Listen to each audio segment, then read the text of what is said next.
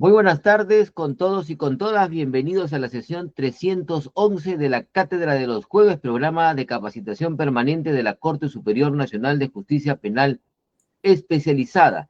Saludamos a quienes nos acompañan el día de hoy en esta especial sesión 311 de la Cátedra de los Jueves, el presidente encargado de nuestra Comisión de Capacitación, el juez superior Iván Alberto Quispe Auca, y nuestro distinguido invitado el día de hoy, juez supremo titular, expresidente de la Corte Suprema de Justicia de la República, el doctor Víctor Roberto Prado Saldarriaga, quien va a disertar el tema Impactos y problemas de la ley 32.108 sobre el delito de organización criminal. Esta sesión 311 de la Cátedra de los Jueves puede seguirse a través del canal del Poder Judicial Justicia TV, nuestras redes sociales y el aula virtual del Poder Judicial. Comenzamos rápidamente esta sesión dándole el uso de la palabra al juez superior Iván Alberto Quispe Auca. Muy buenas tardes. Muy buenas tardes, principalmente para saludar a todos los que nos siguen por los medios virtuales y a través de Justicia TV, para dar la bienvenida al doctor Víctor Roberto Prado Saldarriaga a esta sesión número 311 de la 9ª temporada de la Cátedra de los Jueves.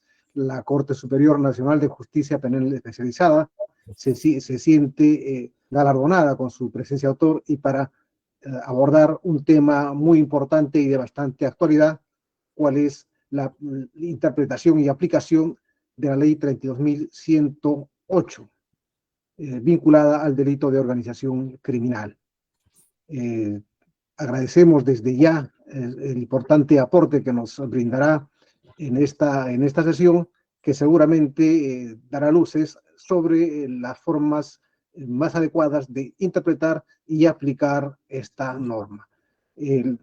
La trayectoria de nuestro expositor es conocida en el ámbito nacional e internacional y su hoja de vida se dará lectura más adelante.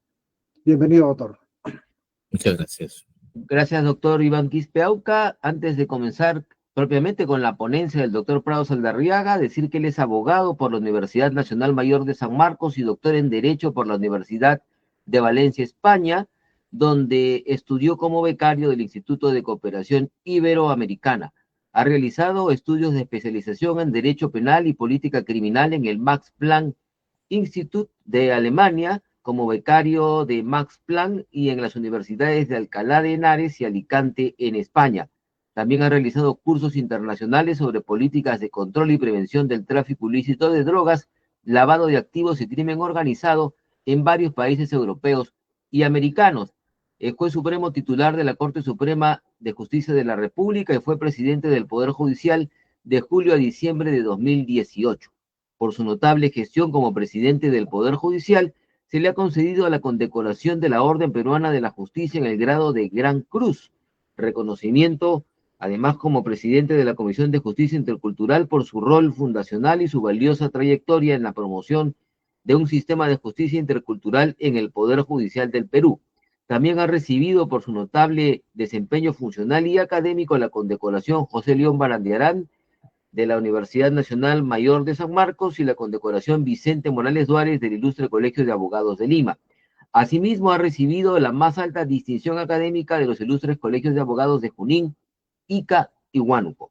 Es consultor de las Naciones Unidas, Organización de los Estados Americanos y Comunidad Andina en temas de prevención y control de tráfico ilícito de drogas, lavado de activos, criminalidad organizada y cooperación judicial internacional en materia penal. Ha sido presidente del Grupo de Expertos para el Control del Lavado de Activos de la CICAT-OEA. Un apretado resumen de la reconocida trayectoria del doctor Víctor Roberto Prado Saldarriaga, a quien le damos las muy buenas tardes para el comienzo de su ponencia. Adelante, doctor. Muchas gracias, Guillermo. Un cordial saludo a todos los asistentes. Para mí es muy grato volver a intervenir en estas ya tradicionales secuencias de la Cátedra de los Jueves. He tenido en el pasado igualmente el privilegio de integrarme a ellas y en esta ocasión me complace poder reiterar esa grata práctica de conversar con ustedes. El tema que me toca tratar es de palpitante actualidad. Consideramos que es menester desarrollar en torno a la promulgación de la Ley 32.108 un balance que nos permita medir sus alcances, verificar sus impactos, pero sobre todo resaltar y dimensionar sus problemas. Como conocemos, esta Ley 32.108 fue repentinamente promulgada por el propio Congreso de la República, no tuvo observaciones por el Poder Ejecutivo, y en los primeros días de agosto ella fue dada a conocer a través del diario oficial El Peruano. En lo esencial, esta ley introduce dos modificaciones importantes en dos artículos que tienen conexión con el delito de organización criminal. En primer lugar, afecta la configuración interna del tipo penal regulado en el artículo 317 y que describe el delito de organización criminal. Pero también modifica el artículo 2 de la Ley 30.077, la Ley contra el Crimen Organizado, donde se construye una definición operativa y subrayo el término operativo de organización criminal. Comenzaré mi exposición ubicando de manera muy puntual cuáles son las características de la criminalidad organizada y de las organizaciones criminales, para que sean consideradas como tales. También mencionaré cuáles son las principales manifestaciones delictivas que desarrollan las organizaciones criminales. Y claro está, su tipología, su presencia en el entorno nacional. Luego revisaré también de modo sucinto el marco normativo y jurisprudencial que en nuestro país se ha ido construyendo en torno a la criminalidad organizada, en torno a estas manifestaciones delictivas relacionadas con ella. Para, sobre la base de ese marco de fondo, ingresar a lo que significa esta ley 32.108 y a los efectos que ha suscitado, por un lado, en la normatividad relacionada con el artículo 317, el delito de organización criminal, pero también precisando algunas opciones hermenéuticas y pautas operativas que espero sirvan a los operadores del sistema penal que interactúan con la criminalidad organizada en su prevención, control y represión, y que aparecen en la actualidad como situaciones problemáticas que han suscitado preocupación y que vienen igualmente generando controversia importante en la comunidad jurídica nacional. Avancemos.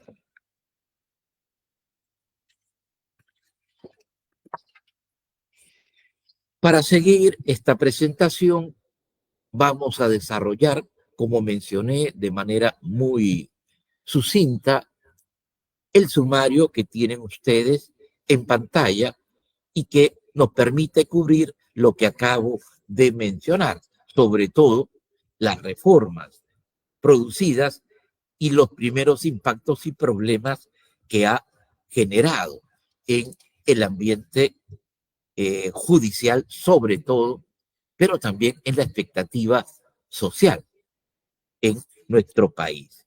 A modo de conclusión, como lo detallo, daré una receta, si podemos llamarlo así, de cómo bloquear cualquier desviación, distorsión o mala intención que pueda detectarse en la configuración, aplicación o proyección de esta repentina y controvertida modificación legal. Avanzamos. Cabe destacar que las características que identifican a una organización criminal tienen fundamentalmente 6 rasgos esenciales. No obstante, 3 de ellos son indispensables y permiten reconocer que estamos ante una organización criminal. Pero también hay otros 3 que más bien nos muestran el nivel de desarrollo, de trascendencia social, de capacidad operativa que tiene la organización criminal. Por de pronto, de cara a lo que vamos a revisar en el artículo 317, modificado por esta ley 32.108, 3 son los rasgos que debemos tener en cuenta. En primer lugar, toda organización criminal requiere una estructura organizacional para el desarrollo de sus actividades delictivas. Es lo propio, es lo necesario, es lo que identifica plenamente que estamos ante una estructura organizada, dedicada a la realización de actividades delictivas. El segundo es también importante porque alude a un proyecto criminal, que es el que da vida y sentido a la organización criminal, el que va a activar la estructura criminal configurada y que se representa siempre en la ejecución continua y permanente de actividades delictivas, que son las que van a permitir la realización de ese proyecto criminal. El tercer componente importante es la ilegalidad de los bienes y servicios que la estructura organizacional va a materializar como proyecto criminal delictivo. Si algo es trascendente y definitivamente constituye la nota esencial de una organización criminal, es que produce bienes y servicios ilegales, los cuales, por estar sujetos a prohibiciones, fiscalizaciones o restricciones, tienen la capacidad de generar una alta plusvalía, que es la finalidad lucrativa que anima y mantiene en operatividad a una organización criminal. Avanzamos. La criminalidad organizada del siglo XXI se desarrolla sobre todo a través de manifestaciones delictivas muy importantes de cobertura y proyección transnacional, que tienen en común el activar procesos de producción y de comercialización de bienes y servicios ilegales. los cuales deben y requieren la configuración a su vez de un mercado, de una demanda que permita su circulación, que permita el crecimiento de sus operaciones, que asegure pues ganancias relevantes para la reinversión en los procesos de producción. Importante, entonces, tienen ustedes en pantalla un listado de los más importantes delitos de criminalidad organizada que actualmente se desarrollan en el mundo contemporáneo. Detrás de cada uno de estos delitos tiene, por su propia naturaleza, por sus propias características operativas, estratégicas, que contar con un soporte organizacional, con organizaciones criminales que las viabilicen, que las proyecten al entorno social.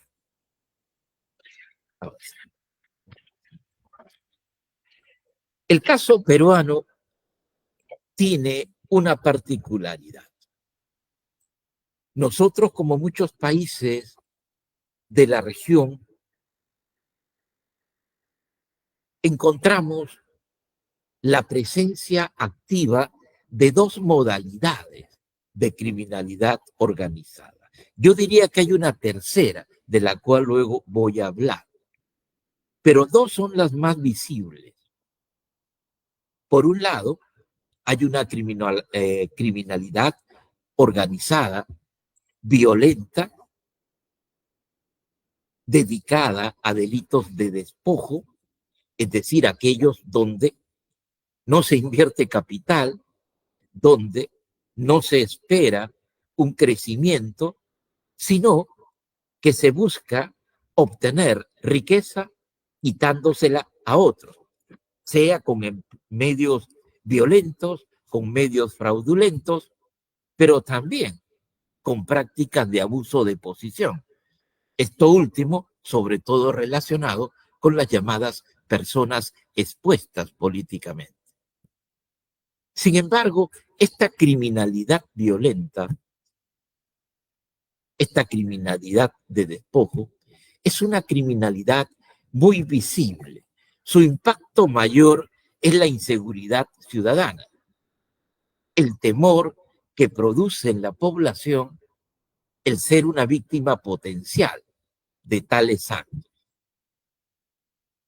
Pero más allá, su capacidad operativa es limitada, su capacidad operativa se materializa de modo tal que permite estratégicamente interdictarla con eficiencia. No es, pues, en definitiva, una criminalidad organizada que tenga mucho futuro.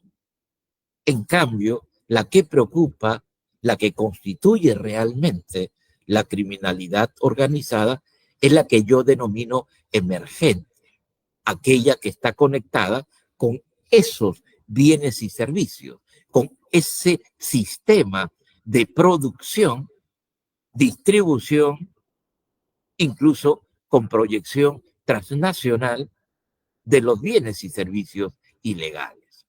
Y actualmente aquí encontramos el tráfico ilícito de drogas, la trata de personas, la incursión de actividades extractivas ilícitas como la pesca ilegal, la minería ilegal, el tráfico de vida silvestre. Y claro está también las modalidades cada vez más activas de ciberdelincuencia. Y cuando hablamos de ciberdelincuencia, no nos referimos pues a las meras estafas, a las suplantaciones que ocurren en el Internet o en las compras en Internet, sino que nos estamos refiriendo a aquella que desarrolla desde el ciberespacio actividades delictivas de comercialización de bienes y servicios ilegales. Y claro está, todas esas organizaciones criminales tienen la necesidad de asegurar sus ingresos ilegales, lo cual descansa en un servicio especial que brinda a estas otras organizaciones criminales más sofisticadas, más técnicas, cuáles son las dedicadas al lavado de activos virtuales.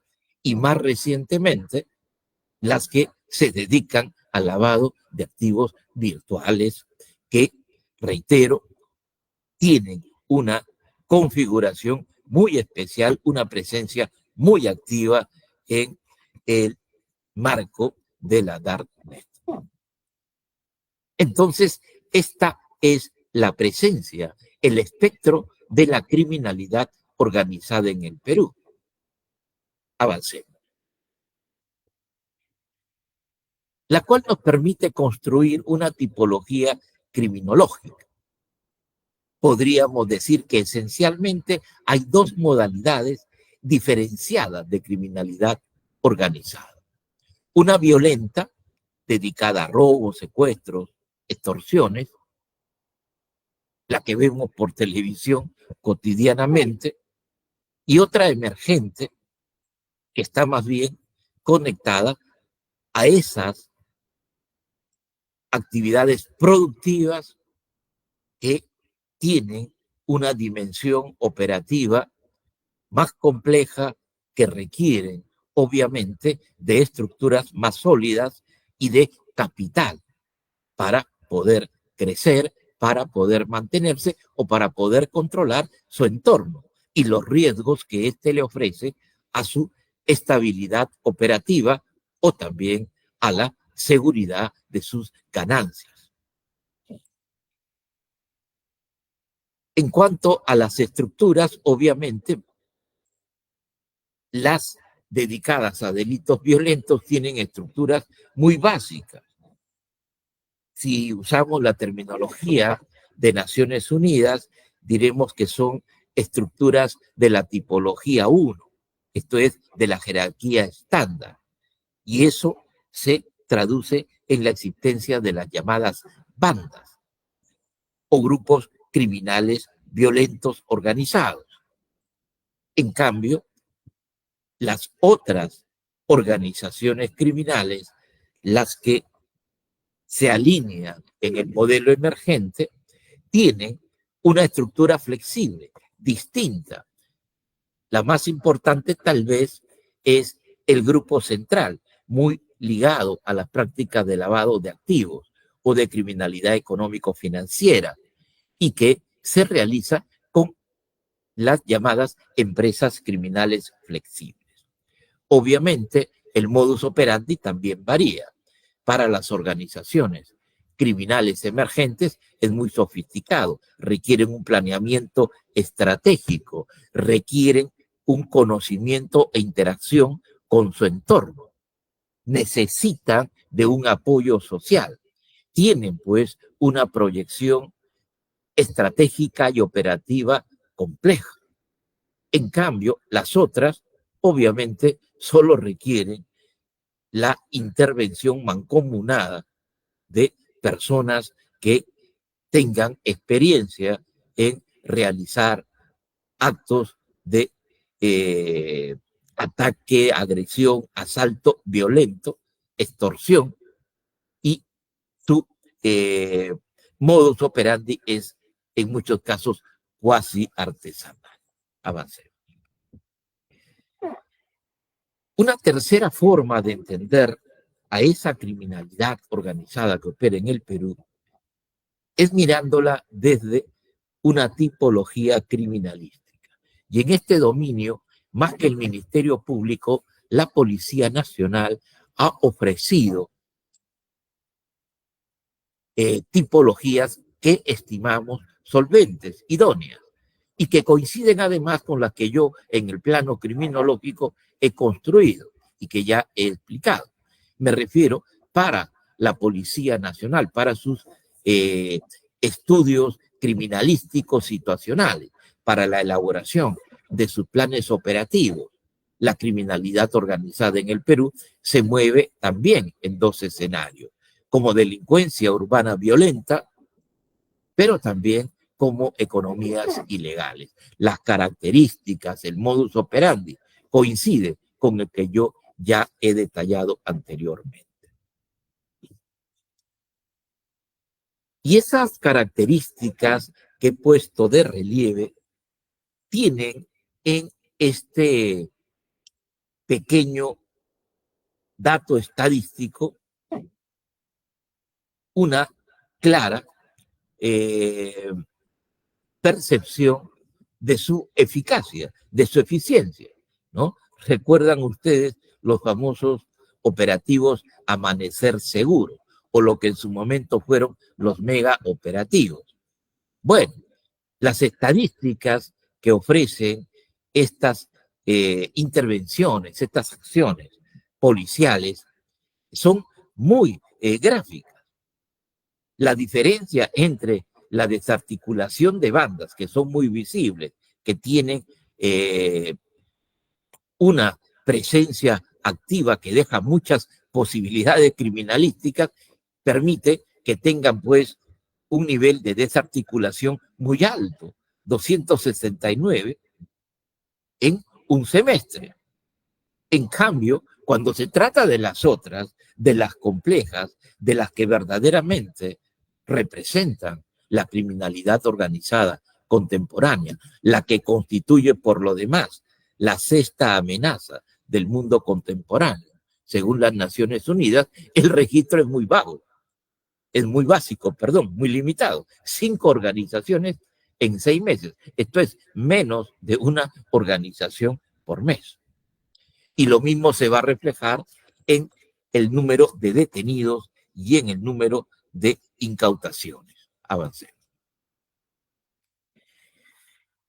Pero ¿cómo visualiza nuestra legislación, que en definitiva es lo que nos interesa para colocar como base a las reflexiones que haremos sobre la ley 32.108 a la criminalidad organizada? Si nosotros revisamos el marco normativo vigente, podemos observar que hay 6 modalidades de regulación normativa o categorías normativas a través de las cuales el legislador nos quiere indicar la presencia de la criminalidad organizada y de los mecanismos penales para hacerle frente, para controlarla, para reprimirla. Tienen ustedes en la diapositiva estas 6 opciones.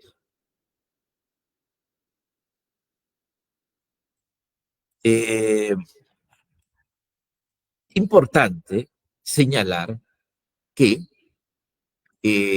aquí hay que agregar una, se nos ha confundido allí, que tiene también que ver con las organizaciones, o mejor dicho, aparecen 5 porque en realidad tenemos, inserta en uno, las organizaciones criminales. Como ven en el primer escalón, tenemos organizaciones criminales y bandas criminales. Por eso es que digo que son 6. En realidad nos interesa para el tema que tratamos las 3 primeras. Allí es donde se localiza el marco normativo que guarda conexión con la ley 32.108 y sus reformas. Me refiero a las disposiciones que aluden a la existencia de organizaciones y bandas criminales como delitos en el Código Penal, artículos 317 y 318, la disposición operativa que a modo de concepto establece el artículo 2 de la ley 30.077 y luego las agravantes que regula el Código Penal en diferentes delitos cuando estos delitos son ejecutados por integrantes de una organización criminal. No obstante, también el legislador ha incorporado una regulación normativa para el caso de la conspiración criminal. La conspiración criminal no es una forma de organización criminal. Vendría a ser lo que tradicionalmente se llamaba el concierto o la actuación colectiva en línea de coautoría funcional para cometer un delito. Esto último es importante porque cuando revisemos el pasaje esencial que trata de justificar el porqué de la ley 32.108, esto es, la exposición de motivos, encontraremos que la conspiración criminal tiene un sentido y da justamente una razón a ese cambio. Avancemos. Y entrando al artículo 317, esto es el que se refiere al delito de organización criminal antes de la modificación operada por la ley 32.108, podemos observar que el legislador pone el acento en tres aspectos esenciales. Vale decir, para él, una organización criminal debe ser una estructura integrada por tres o más personas con carácter permanente y que desarrolla un proyecto continuo vinculado a la comisión de delitos. Eso es en esencial lo que corresponde a una organización criminal.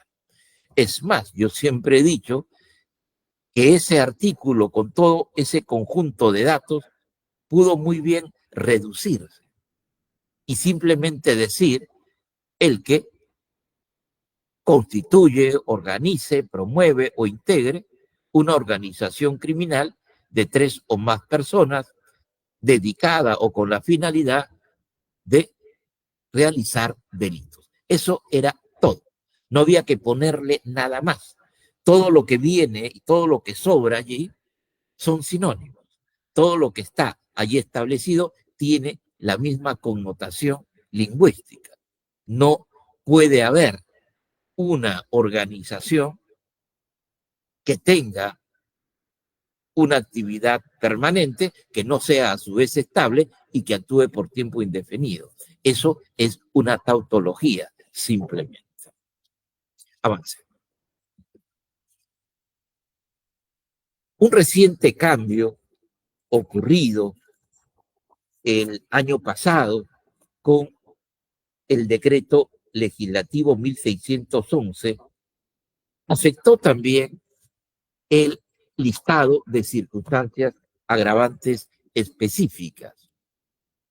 Yo diría que en lugar de mejorarlo, lo complicó, ya que va a incorporar como nueva circunstancia agravante un detalle, un indicador relacionado con medios de identificación de una afiliación, medios que señalan a una organización criminal específica. Muy curioso este indicador agravante. Quizás lo único que debió de decir esta agravante, como lo va a hacer luego la 32.108, es que la organización tenga una proyección operativa transnacional o estrictamente nacional. Claro, eso daría mayor consonancia con lo que plantean los distintos instrumentos internacionales que recomiendan este tipo de agravantes. mayor cobertura operativa, mayor proyección transnacional, merece una mayor desvaloración de la organización criminal y, por tanto, una mayor punibilidad. Pero aquí, a que haga uso de marcas, de señales, un poco que ha sido tomado de una idea criminalística que está más conectada con hallazgos de identificación de personas. Pero eso es discutible que pueda servir o justificar una agravante específica. Sin embargo, hay dos aspectos que quiero destacar de lo que hasta ahora hemos dicho. Y esto es muy importante, mis amigos, para que luego puedan dimensionar el real impacto y utilidad de las reformas introducidas en el artículo 317. Lo que podemos nosotros concluir es que hay dos clases de delitos que se relacionan con la operatividad de una organización criminal. Por un lado, están los delitos que constituyen organizaciones criminales. Justamente, la Convención de Palermo planteó como una necesidad criminalizar los actos constitutivos de una organización criminal. Es más, incluso los actos conspirativos de la posterior organización criminal. Por ende que existe el artículo 317 y eventualmente también la banda. No se trata de delitos que realice una organización criminal. El delito es constituir, organizar, integrar la organización criminal. Ese es únicamente el hecho criminalizado. Es pues un delito que va a cumplir una función político-criminal muy definida, evitar que se creen organizaciones criminales. En cambio, hay otros delitos que son los que se cometen desde una organización criminal y que son los delitos que realizan el proyecto criminal que llevó a la constitución de la organización criminal. No son, pues, dos delitos idénticos, no son dos delitos derivados, son dos delitos completamente distintos. En uno criminalizo la existencia de la organización, en otro criminalizo la actividad operativa delictiva que desarrolla la organización. Y tienen consecuencias distintas. De allí que ya pueden ustedes inferir que si yo hago una reforma en el artículo 317, solo afecto el delito de organización criminal. No estoy proyectando el cambio y los impactos del cambio sobre los delitos que se cometen desde una organización criminal, por los integrantes de una organización criminal que actúan bajo designio de la organización criminal.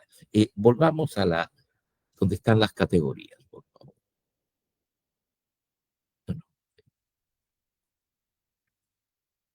Aquí. Importante.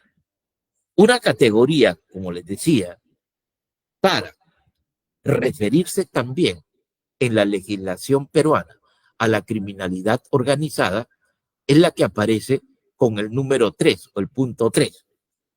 Agravantes específicas por integrar, pero también liderar una organización criminal en diferentes delitos, como los tenemos en el tráfico de drogas, los tenemos en el delito de robo, los tenemos en el lavado de activos.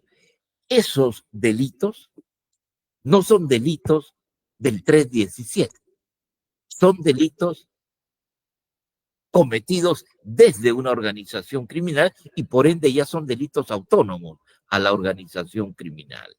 Cuando se producen estos delitos, yo no tengo que imputar una organización criminal. sino imputar el delito cometido por la organización criminal.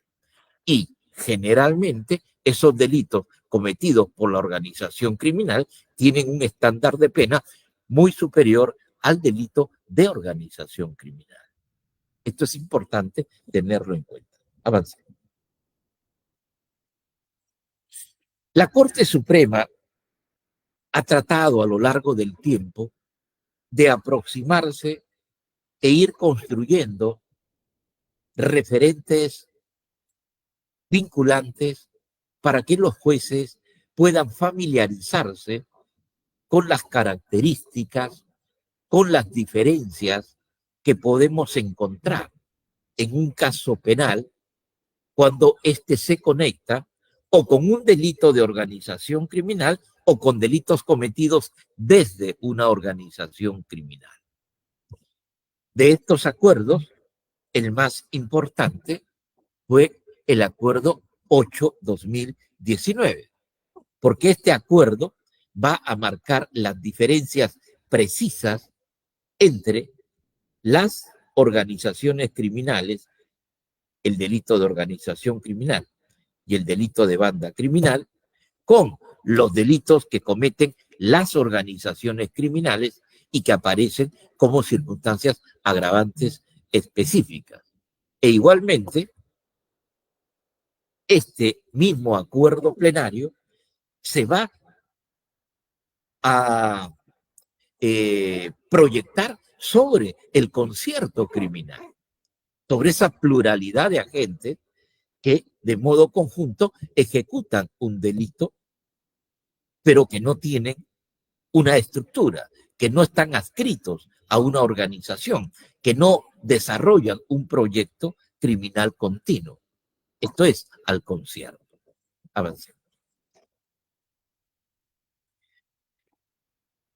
Este acuerdo plenario, además, va a marcar aspectos que son muy importantes para, reitero, entender con claridad lo que esta ley ha planteado. En primer lugar, este acuerdo plenario va a señalar que entre el artículo 317 y el 317b hay diferencias. Las dos son organizaciones criminales, pero las dos tienen diferencias a partir del proyecto criminal que guía su estructura y su posterior operatividad. Mientras que las primeras, por su propia naturaleza, están dedicadas a actividades delictivas productivas, tienen que producir bienes y servicios, deben invertir capital, tienen que configurar mercados, deben generar demanda, deben reinvertir, etcétera, etcétera.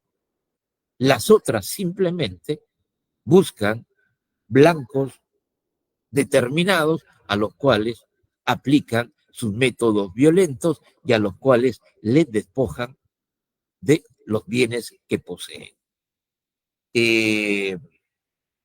Sin embargo, hay un tercer tipo de estructura que también calza en este segundo nivel de las bandas y que fue de alguna manera esbozado en el fundamento 15 de la sentencia plenaria 1/2017 de la Corte Suprema.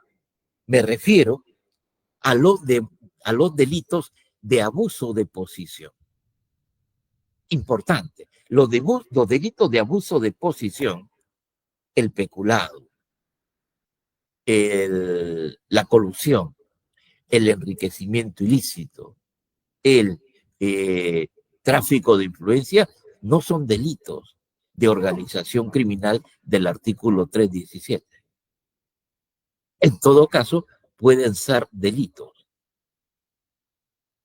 que partan de una organización de las características del artículo 317b. Esto es, una banda. ¿Por qué? Porque justamente no van a producir tampoco bienes.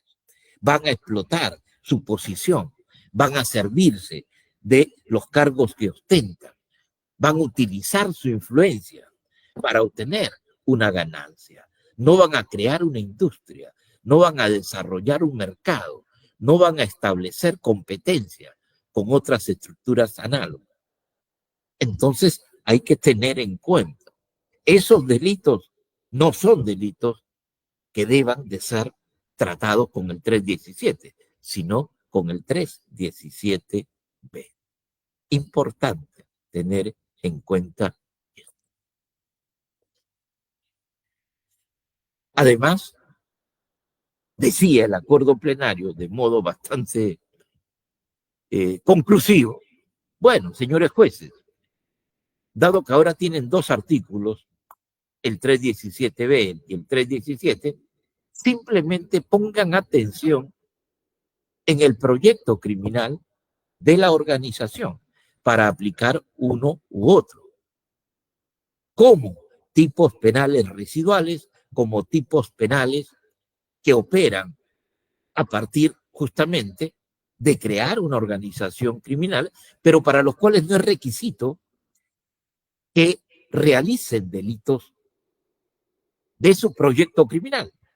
Porque si hacen los delitos de su proyecto criminal, dejan de ser parte del artículo 317 y se convierten en el delito que comete la organización y que tiene su propio tipo penal y sus circunstancias agravantes que justamente captan la intervención de la organización criminal en su realización.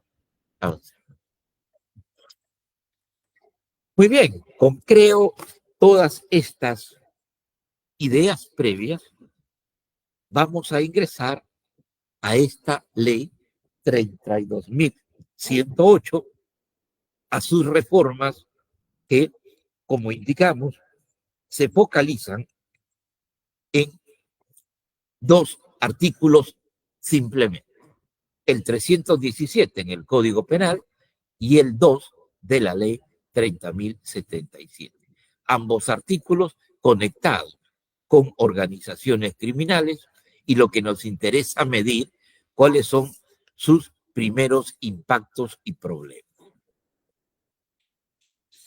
Por de pronto, la sociedad peruana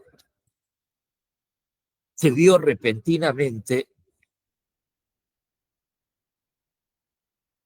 con la modificación de esta disposición del artículo 317. Esto es, repentinamente, los medios de comunicación social dieron cuenta de este cambio e inmediatamente mostraron preocupación, mostraron una actitud de rechazo porque entendían que este tipo de modificación podía generar riesgos de impunidad para las conductas que tuviese por ubicación típica el artículo 317. Asimismo, entendieron que estos cambios iban a debilitar sensiblemente las opciones de persecución de los delitos del crimen organizado. Avancemos. La reacción fue, reitero, de preocupación y rechazo. Pero no solamente desde los medios de comunicación social, sino también desde las instituciones vinculadas con la comunidad jurídica y con el tratamiento de los delitos. Por ejemplo, el Ministerio Público, a través de su Junta de Fiscales Supremos, hizo patente de manera muy clara su rechazo a estas disposiciones, cuestionando los cambios provocados y señalando o advirtiendo que los mismos iban a generar dificultades en el tratamiento, en la persecución y sanción de las organizaciones criminales y de sus integrantes. Algo similar planteó el Colegio de Abogados de Lima, donde igualmente mencionó que este tipo de decisiones resultaba contradictoria con los objetivos de establecer vías útiles y eficaces contra la criminalidad organizada. Por tanto, su junta directiva igualmente se reservaba el derecho de plantear una demanda de inconstitucionalidad. Sin embargo, lo que ha acontecido de aquellos primeros días y semanas a la fecha muestra un panorama algo distinto. Yo hice una conferencia similar a esta en el Congreso Nacional de Jueces, que tuvo lugar hacia finales del mes de agosto.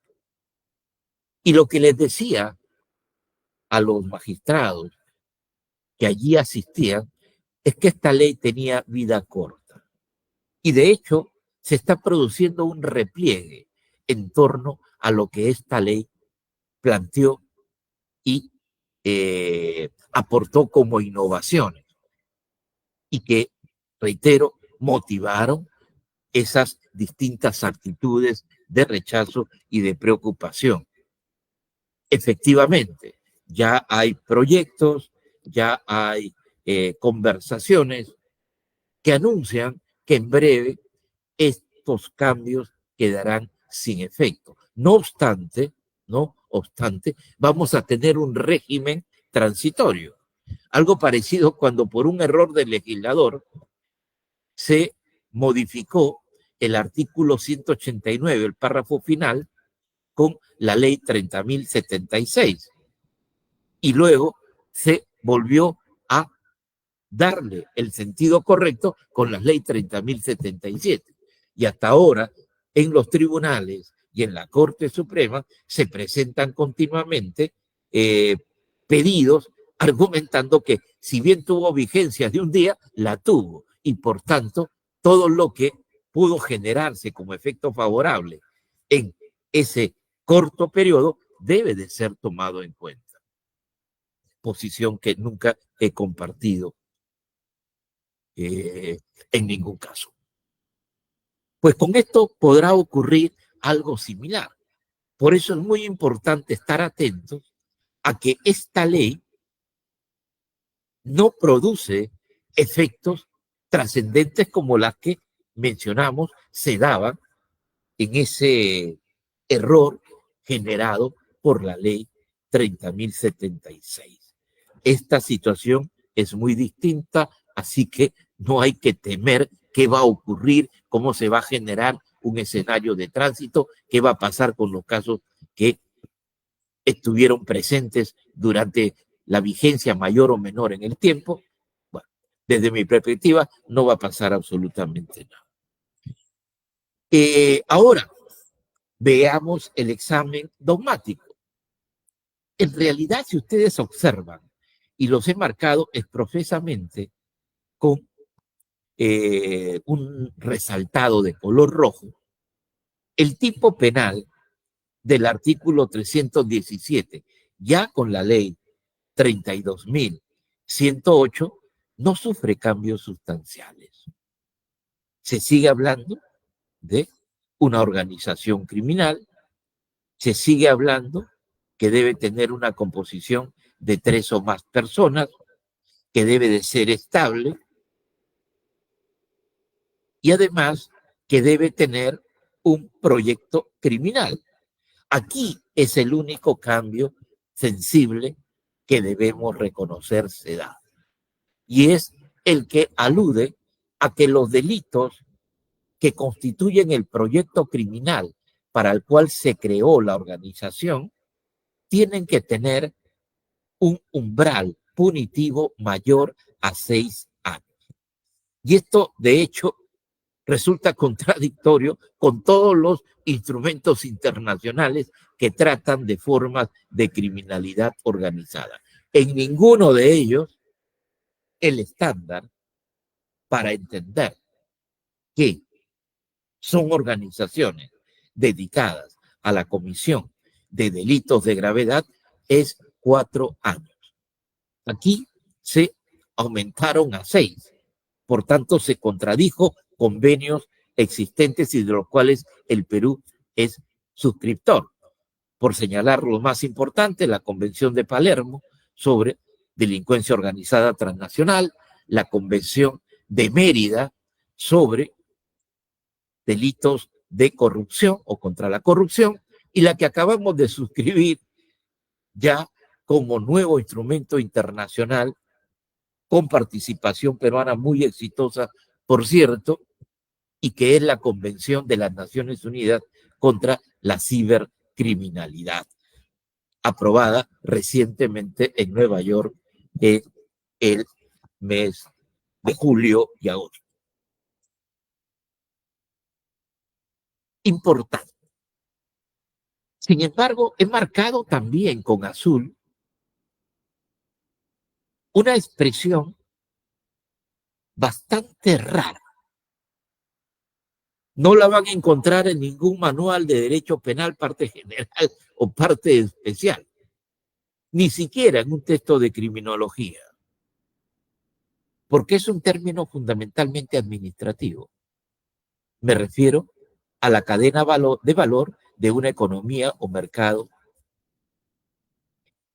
¿Qué cosa es una cadena de valor de una economía o mercado?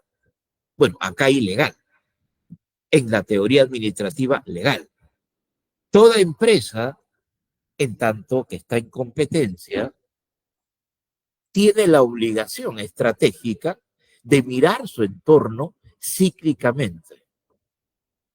Esto es, una cadena de valor de una economía o mercado ilegal es un análisis estratégico, es una evaluación sobre las capacidades operativas de la organización, sobre sus posibilidades de crecimiento, sobre sus riesgos, sobre su estabilidad financiera. Esto es algo así como un moderno FODA, ¿no? Por tanto, eso nada tiene que ver con la existencia de una organización criminal. Y no toda organización criminal hace o le interesa hacer una cadena de valor. Por último, es interesante, porque la tarea de hacer una cadena de valor, esto es un análisis estratégico, era tarea del promotor, si hablamos de la organización criminal. Y curiosamente, este artículo 317 ha eliminado la conducta de quien promueve la organización criminal. El promotor era el que tenía que armar el plan estratégico futuro. El promotor era el que tenía que mirar el entorno. El promotor era el que tenía que ver las mejores estrategias de crecimiento. Bueno, ya no está el promotor. Entonces, ¿para qué esto? Yo le llamo fuegos artificiales. Esto no sirve para nada. No tiene ninguna utilidad, así que el juez debe olvidarse de eso. No sirve, a él le interesa una organización criminal y eso es lo que el tipo establece. El resto no tiene conexión alguna.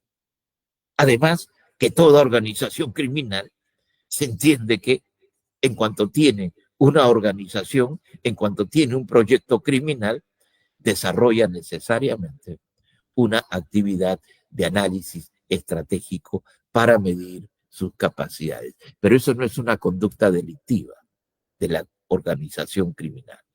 A la organización criminal se le reprime por existir, por crear una estructura que va en el futuro a activar conductas delictivas que van a significar, en todo caso, activar procesos productivos. Avance. Lo que sí es interesante, me parece, en esta modificación es la incorporación o mejor ordenamiento de las circunstancias agravantes específicas que tiene el decreto legislativo, perdón, el artículo 317. Algo ya se había adelantado en torno a esto con el aporte que hizo la ley, el decreto legislativo 1611 de diciembre del año pasado. Muy malo, por cierto. Lo que hoy tenemos tiene, si se quiere, una organización más coherente y además incorpora, sí, agravantes necesarias, que incluso yo, en los últimos libros que he escrito sobre ello, solicitaba se incorporen. Me alegra que me hayan hecho caso, al menos en eso. Entonces, ahora tenemos 5 circunstancias agravantes que tienen indicadores diferentes. En primer lugar, la condición de la gente, que tenga una posición estratégica dentro de la organización. La segunda sigue siendo un error, salvo que lo entendamos como voy a explicar, porque el legislador dice, el agravante se va a dar cuando producto del accionar delictivo de la organización criminal, cualquiera de sus miembros causa la muerte de una persona o le causa lesiones graves a su integridad física o mental. Volvamos, por favor, a la organización criminal. Atención, ¿cuáles son las conductas típicas? Para que un agravante exista, el agente tiene que realizar las conductas típicas. Solo realizando las conductas típicas se van a dar las circunstancias agravantes. Entonces, eso de matar, vuelve por favor, eso de cuando producto del accionar delictivo, ¿cuál es el accionar delictivo de la organización? El accionar delictivo de la organización es crearla, o sea, constituirla, organizarla e integrarla. Si en esos 3 supuestos se produce la muerte de alguien, qué sé yo, no pasó la prueba, lo detectaron como infiltrado y los matan y no lo dejan participar del proceso de organización. Bueno, se dará el agravante. Pero que no se crea que esta agravante es que la organización sale a matar gente. No, porque eso serían homicidios o actos de sicariato cometidos por una organización criminal. Serían ya delitos desde la organización criminal y ahí nada tiene que ver el 317, sino el delito de sicariato. Cuidado, entonces, con esa mala construcción. Sí es importante la que está en el literal D. La que está en el literal D alude justamente a que las organizaciones criminales merecen una mayor punibilidad, es de considerar que se da un agravante por la cobertura mayor que pueden tener. En la medida, pues, que los integrantes tengan una proyección internacional, transnacional, dice el legislador, pues sí, eso es y debe ser considerado una agravante. Entendemos que el legislador está pensando justamente en estructuras que tienen esa capacidad de desarrollar conexiones, de habilitar mercados fuera del territorio nacional o circuitos de producción internacionalizados. Eso es posible y esa agravante me parece correcta. La última agravante, la literal E, pues es una agravante que está relacionada con un modus operandi. Pero recuerden, todo esto tiene que ser en el artículo 317. Entonces, aquí lo que debemos de entender es que la actividad criminal de la organización consistente en crearla, organizarla o integrarla, se realiza desde un centro penitenciario o empleando tecnología de la información. Es decir, se sesiona, como estamos haciéndolo nosotros, de manera virtual. Y ahí se decide quiénes van a integrarla, cuál va a ser su escenario operativo, cuáles van a ser los que van a fungir de coordinadores o jefes, eso todo. Ese es el agravante. Recuerden, el agravante no es fuera del artículo 317. Por tanto, la que me queda, que no es que la haya olvidado, sino que la dejé para el final, resulta muy curiosa. Va a reprimir la actitud de la gente. La actitud de la gente de identificarse de alguna manera como ligado, como adscrito a una determinada organización criminal. De hecho, aquí quienes están clavados en esa agravante, ¿quiénes serían? Pensemos pues en los maras, los que quedan según Bukele todavía, y quien también tiene este tipo de prácticas yakuza japonesa. Bueno, entonces pues el agravante se va a dar en la medida en que estas personas tengan sus dragones, tengan sus señales, se rapen. Eso es una agravante. Salvo que hagan proselitismo. Yo lo hubiera cambiado a proselitismo. Esto es cuando la gente haga proselitismo, capte personas para su organización. Eso hubiera sido más sensato. No sé si pueden divisar la parte final, la que está en celeste. A ver, un minuto, trataremos de hacer algo. Ya, está perfecto, gracias. Todas estas circunstancias deben concurrir con la realización de las conductas típicas del artículo 317, no con otra clase de delitos, sino serían agravantes de esos delitos y no del 317. Así que veremos cómo funciona, pues, si es que esto funciona. Lo que sí va a funcionar definitivamente es que si yo creo una organización de proyección transnacional y estaré en el literal D. E igualmente si tengo posición estratégica, como lo fija el literal A.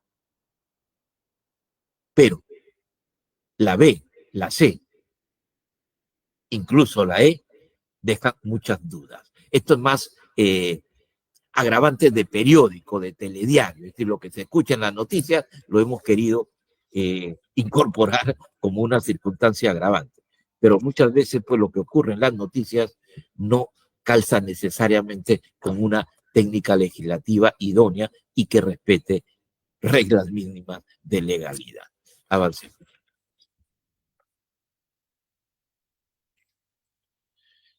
Entonces, pues, nuestro artículo 317 ha perdido una conducta. Nada en la exposición de motivos dice, primero, sobre por qué hablar de la cadena de valor, tampoco sobre por qué se eliminó la conducta de promover, que era justamente la propia de una cadena de valor, y nos hemos quedado con constituir, organizar e integrar. Por razones de tiempo, perdonarán, ya no podré dar un detalle particular, pero creo que queda claro. Constituyen son los que crean la organización, organizan aquellos que le dan una estructura interna, que le establecen niveles estratégicos, operativos, que fijan roles, funciones concretas, integran el que simplemente se incorpora a la estructura mayormente como un operador de la misma. Moraleja. Entonces, ¿cómo es ahora el artículo 317? Como verán, sigue siendo el mismo que teníamos antes, con muy ligeras variantes. Su estructura puede ser flexible, puede ser rígida, pero siempre tiene un mínimo de 3 personas. Segundo, su proyecto criminal tiene que ser permanente y debe, importante, ser consistente, se nos ha violado ahí una C, en delitos de producción o economías ilegales. No puede ser, entonces, parte del 317 el supuesto de los delitos violentos, porque para eso están las bandas. Y también, diría yo, allí en las bandas están los delitos de abuso. Aquí estamos hablando de las organizaciones productivas, las que crean economías ilegales, las que activan mercados ilegales, las que construyen una necesidad operativa compleja. Lo único que se inserta es este nuevo umbral. No ha existido en el pasado, es la primera vez que se incorpora, mayor de 6 años en el proyecto criminal delictivo. Entonces, un poco que la idea es que ahora el proyecto tiene que tener un estándar de pena de 6 a más años. Pero reitero, este umbral no está explicado en ninguna parte de la exposición de motivos. Por tanto, caben muchas hipótesis, desde aquellas que pueden entender que se quiere delitos de mayor gravedad, hasta aquellas que quieren buscar por esto una ruta de impunidad. En todo caso, consideramos que el Perú, como es suscriptor de la Convención de Palermo, como es suscriptor de la Convención de Mérida, como es suscriptor de la Convención, o bueno, lo va a hacer, al menos está aprobado ya el texto, con aprobación peruana de la Convención de la Ciberdelincuencia, el estándar es 4 años. Y esto nos dificultaría pues la cooperación internacional, ya que tendríamos un estándar diferente. Igualmente, y esto es también de tenerlo en cuenta, los actos delictivos del 317 siguen siendo los mismos: constitución, organización o integración de una organización criminal. Nada más. Para que el delito se dé, eso es lo que debe ocurrir.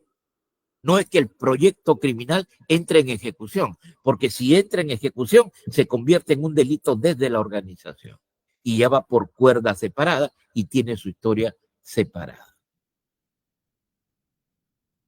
Por lo demás, el rol que se tenga dentro de la organización, la cobertura operativa transnacional que ésta pueda adquirir, los medios que se empleen para convocar o interactuar en los procesos de constitución, organización o adhesión, solo operan como agravantes, siempre, reitero, al ejecutar los actos del 317. Si hay que matar a alguien, tiene que ser cuando se están ejecutando los actos del 317. Si se mata después, porque la organización así lo dispone, o porque al realizar un delito de robo, un delito de tráfico de drogas, se produce la muerte de una persona por tratar de cautelar la droga que se está llevando, pues eso no va a ser una agravante, eso va a ser un delito de tráfico de drogas, con el agravante de haber sido ejecutado por una organización criminal. Por tanto, esa agravante tiene muy poca posibilidad aplicativa. Por último, recordar siempre lo que hemos dicho del 317. El 317 es un tipo penal residual. Está allí y solo va a funcionar en tanto la organización se quede quieta y no actúe. Por eso es muy importante que los fiscales dejen de imputar organización criminal cuando están hablando de delitos cometidos desde una organización criminal. Esa ha sido una mala práctica que lamentablemente se usa para explicar por qué se hizo este cambio. Espero que hayan aprendido esa lección y en adelante usen debidamente los tipos penales. Avancemos. En cuanto al artículo 2, que es el otro cambio de la ley 30.077, recuerden que el artículo 2 solo es una definición operativa para algo. ¿Para qué? Para que pueda funcionar la ley 30.077. La ley 30.077 no crea delitos, no es una ley penal, nunca lo fue. Es una ley que habilita una jurisdicción especial como lo que ahora está representada en nuestros anfitriones y que le da competencia sobre delitos que tienen un largo listado en el artículo 3. No crea delitos. Entonces, esto no sirve para otra cosa que para dar a entender cuáles son los delitos que van a tener competencia, van a tener jurisdicción radicada en esta Corte Especial, en esta Corte Superior Especial, y para nada más. El artículo 317 no necesita de esto para ser entendido y para ser aplicado. El artículo 317 no es una ley penal en blanco. Eso es lo que hay que tener en claro. Así que esto, vuelvo a decir, son fuegos artificiales. Avancemos. Importante. Nuevamente ponemos ahí un tener en cuenta donde hacemos hincapié que eso, que es lo único 8, 6, 18. que se plantea, la pena privativa de libertad no mayor de 6 años, contradice lo que establece la Convención de Palermo, pero además, y esto es lo que nos va a llamar la atención, que el legislador no ha tocado un ápice del artículo 3. Se olvidó del artículo 3. ¿Y qué hay en el artículo 3? Pues los delitos de organización criminal. El artículo 2 no deroga el artículo 3, porque el artículo 2 es simplemente una descripción. El artículo 3 es un listado operativo. Y allá hay un lote importante de delitos que tienen un umbral de pena que no es mayor de 6 años. Pero cuidado, este artículo, avancemos, este artículo 3, perdón, antes de ello,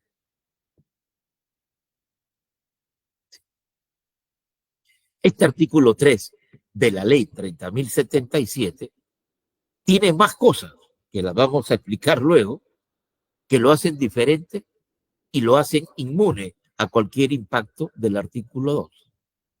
Avancemos. Pero esto es muy importante. ¿Qué cosa quiso hacer el legislador?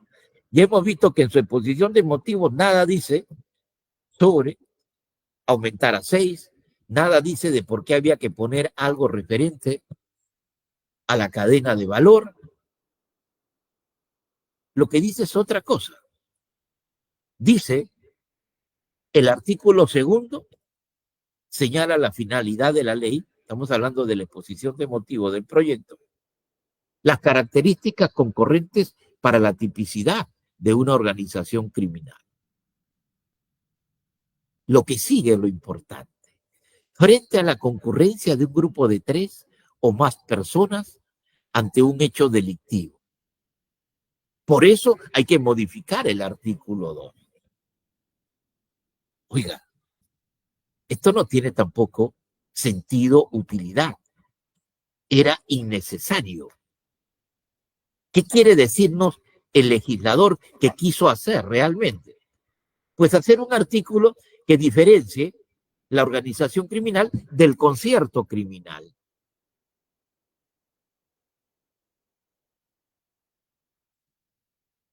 Oiga, eso no era necesario. Ya la Corte Suprema lo había dicho en reiterada jurisprudencia, acuerdos plenarios. Sin embargo, se usó de pretexto para ir un poquito más.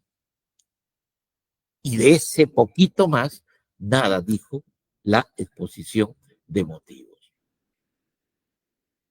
Por tanto, el objetivo, simplemente, como ponemos ahí en el azul, era diferenciar organización criminal de concierto criminal, cosa que ya había hecho nuestro acuerdo plenario del 2019. Esto es lo que es curioso en la ley 30.077. No modificó, no derogó la ley 32.108, el artículo 3. Se olvidaron, consideraron que no era necesario, lo leyeron mal, no sabemos.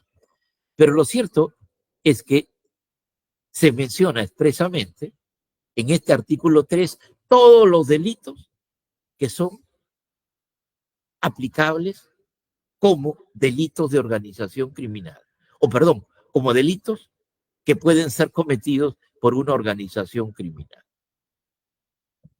incluyendo a los delitos cometidos desde la organización criminal y que operan como circunstancia agravante cuando son ejecutados por integrantes de la organización criminal. Y claro está, tampoco se dejó de lado a los delitos que podían concurrir con los que están definidos en el artículo 3. ¿Qué pasó? Bueno, no lo sabremos, pero en buena hora es error legislativo. Avancé. Yo he hecho un listado, ojalá puedan leerlo, de cuáles han sido los impactos que vienen ocurriendo con esta ley. El más importante es que estos cambios solo afectan al artículo 317. Lo que está en el artículo 2 de la ley 30.077, como ya lo hemos mencionado, es intrascendente. Es intrascendente el artículo 2 para el 317 porque el 317 no es un tipo penal en blanco, no requiere que lo complete nadie, se vale por sí mismo. Obviamente se ha generado un efecto psicosocial negativo, pero que creo yo va diluyéndose. Preocupación, confusión en los jueces y fiscales por esa exigencia del umbral mínimo. Bueno, yo diría que no es para tanto. Simplemente se está exigiendo que las nuevas organizaciones criminales tendrán que tomar en cuenta que el delito que van a cometer en el futuro tenga ese estándar. Pero para los casos que ya se tiene, pues hay salidas. Por de pronto la más simple es que esto contradice la Convención de Palermo y otros convenios que ya he mencionado. Y luego también ha asustado, y ustedes lo pueden ver en el comunicado del Ministerio Público de la Junta de Fiscales, que se emplea en términos económicos o administrativos, que en realidad no tienen ningún significado típico penal, no son elementos del tipo penal. No hay que acreditarlos procesalmente. Y que curiosamente debía de realizarlos un integrante de la organización criminal que tuviera una función de promoción, que ya no está, porque se ha derogado.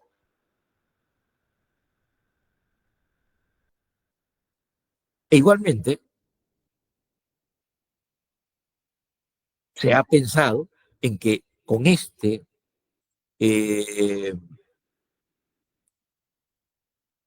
nuevo artículo 317, con esta exigencia de una penalidad superior a 6 años, pues todos los delitos que aparecen allí, y fíjense qué delitos son, marcaje, reglaje, inmigración ilegal, trabajo forzado, contrabando, defraudación de renta, defraudación tributaria, delitos informáticos, colusión, peculado, tráfico de influencias, estafa, falsificación de documentos, todos esos no pueden ser delitos de organización criminal.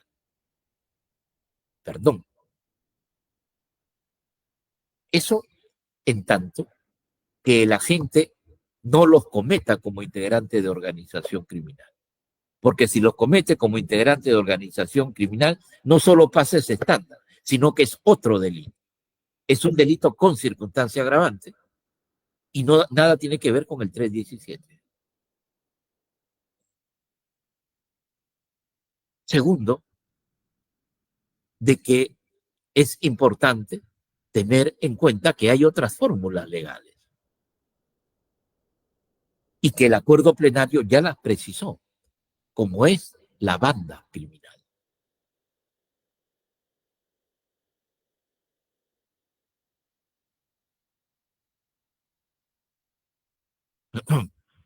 Muy bien. Entonces, esto es de tener en cuenta. Ir bajándole la atención al artículo 317 modificado. Para cerrar mi receta, esto es lo que recomiendo que se debe de hacer para aislar esta reforma.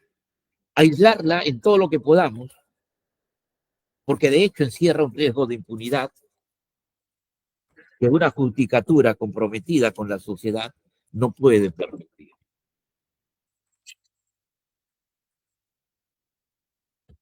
Lo que tenemos que hacer es entonces aislar la aplicación de esta reforma y para ello esta es mi receta. En primer lugar, que se trata de cambios solo en el artículo 317. No afecta a los delitos cometidos desde una organización criminal. Eso no está allí. Eso sigue con el estándar de pena que puedan tener. 2. No hay que aplicar ese umbral cuando se trata de un concurso real de delitos, cuando se trata de un concurso ideal de delitos, cuando se trata de un delito continuado. Es decir, cuando ese umbral mínimo concurre con causales de incremento de punibilidad y que van a determinar que la pena combinada se extienda, sea mayor, superando entonces los 6 años. Tercero, no tomar en cuenta para nada que tenga que ver con la aplicación del 317 lo que dice el artículo 2. A nosotros nos interesa únicamente lo que el artículo 317 del Código Penal fija como componente típico del delito de organización criminal. Y por último, en esos otros delitos de despojo o de abuso, como la estafa física o informática, o delitos de peculado, colusión, tráfico de influencias,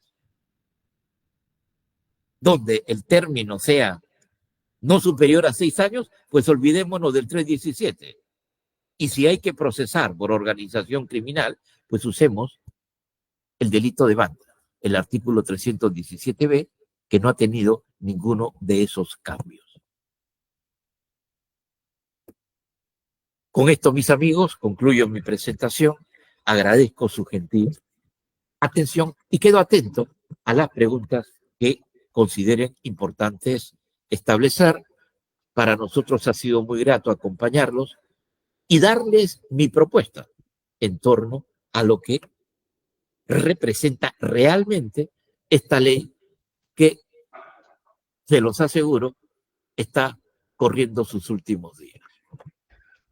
Muchas gracias por su excelente ponencia, el doctor Víctor Roberto Prado Saldarriaga, en nuestra sesión 311 de la Cátedra de los Jueves. Escucharemos algunos comentarios a esa disertación del doctor Iván Alberto Quispe-Auca, integrante de nuestra comisión de capacitación y actualmente el presidente encargado de la misma. Adelante, doctor Quispe-Auca.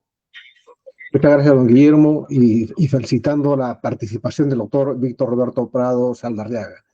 Me quedo con diferenciar los verbos rectores del delito de organización criminal del 317 y la diferenciación que hay que hacer con los delitos cometidos por la organización criminal, que son parámetros distintos de cómo enfocar adecuadamente esta forma de criminalidad.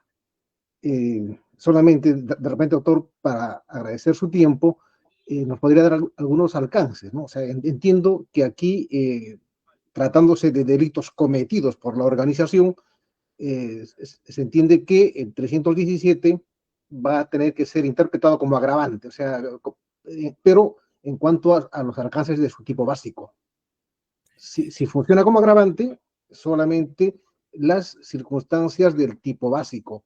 Y allí, en todo caso, siempre se abriría la posibilidad del control convencional en cuanto al estándar de pena mínima. Yo le agradecería bastante sus comentarios al respecto, porque creo que es el tema que va a tener mayor incidencia o está teniendo bastante exigencia en cuanto a los planteamientos que se están haciendo. Sí. Antes de que el doctor Prado nos conteste, nos gustaría saber cuál es la palabra clave de nuestra sesión 311, a fin de que nuestros participantes puedan registrar y dejar constancia, una vez haciendo ello, de su participación de nuestra sesión 311. Contra la impunidad. Contra la impunidad. Entonces es la palabra clave elegida por el doctor Víctor Prado. Mientras él contesta la interrogante del doctor Iván Alberto Quispeauca, puede comenzar a ingresarla en el link que se va a habilitar en los próximos segundos. Ahora sí escuchamos su respuesta, doctor Prado. Sí, vuelvo a repetir, eso es clave. El gran error que han cometido los fiscales, que han cometido los jueces, y que genera finalmente esta decisión legislativa es confundir esas cosas. Una organización criminal está criminalizada para que no actúe, está criminalizada solo por existir. Cuando la organización criminal actúa, ya no es el 317 el que debe aplicarse, es el delito cometido con el agravante de la organización criminal. La única posibilidad de un concurso podría darse si ese delito no tuviera el agravante de la organización criminal. Entonces sí habría un concurso. Pero al haber un concurso, la pena siempre va a ser mayor, porque se van a sumar. Ir a un análisis de convencionalidad, creo que es lo extremo, ¿no? Hay que agotar lo que podemos hacer sin llegar a ese nivel, que siempre va a ser discutible para algunos.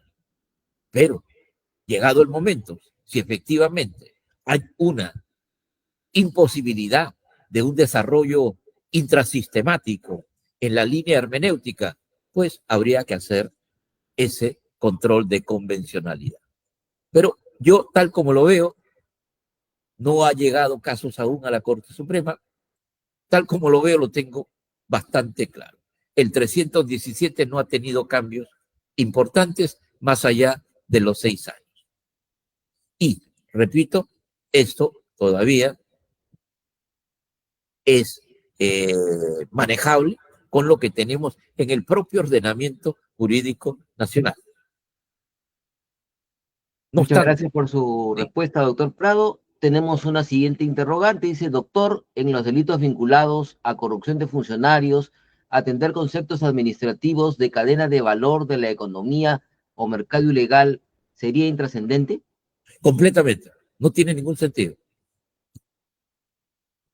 Muchas gracias por su rápida respuesta. Otra interrogante que tenemos aquí dice, de no progresar las nuevas iniciativas legislativas de reconducir el tratamiento a crimen organizado, este manifestaría un replanteamiento de la política nacional multisectorial de lucha contra el crimen organizado 2019-2030. De ser así, instituciones como el Consejo Nacional de Política Criminal deberían considerar el replanteamiento de crimen organizado y establecer nuevas estrategias en políticas públicas del Estado. Toda la política criminal nacional debería de pasar por el Consejo Nacional de Política Criminal. Eso no ocurre, lamentablemente. Quien les habla es integrante del Consejo Nacional de Política Criminal por el Poder Judicial. pese a que allí tenemos ocupando una silla al presidente de la Comisión de Justicia, no ha llegado proyecto de relevancia para que sea discutido allí. Mi idea es que en el futuro el Consejo Nacional de Política Criminal sea una especie de CEPLAN en el tema de la política criminal del Estado. Que no sea como ahora que tenemos hasta 3 consejos diferentes.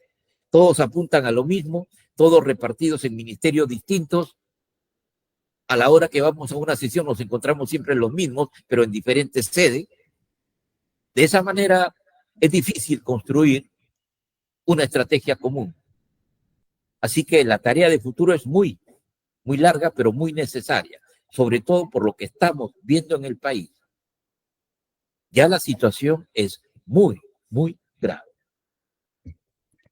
Muchas gracias, doctor Víctor Prado, por su respuesta. Queremos agradecer una vez más su participación en la Cátedra de los Jueves, en su 9ª temporada. Usted ha participado en múltiples ocasiones en ella y estamos seguros que lo continuará haciendo más adelante. Queremos agradecer su participación a nombre de nuestro presidente de la Corte Superior Nacional de Justicia Penal Especializada, el doctor Octavio César Saguanay Calcín, de los integrantes de nuestra comisión de capacitación, de su presidente encargado, que nos ha acompañado también aquí, el doctor Iván Alberto Quispe-Auca. Ha sido usted muy amable, doctor Prado, esperamos tenerlo en una próxima oportunidad. Anunciar que nuestra próxima sesión, la 312, nos va a acompañar el magíster y además juez superior Bonifacio Meneses González, que va a tratar un tema también bastante interesante: cibercriminalidad, análisis dogmático jurídico. Esto en la sesión 312 que se realizará el próximo jueves. Han sido todos y todas muy amables. Nos encontramos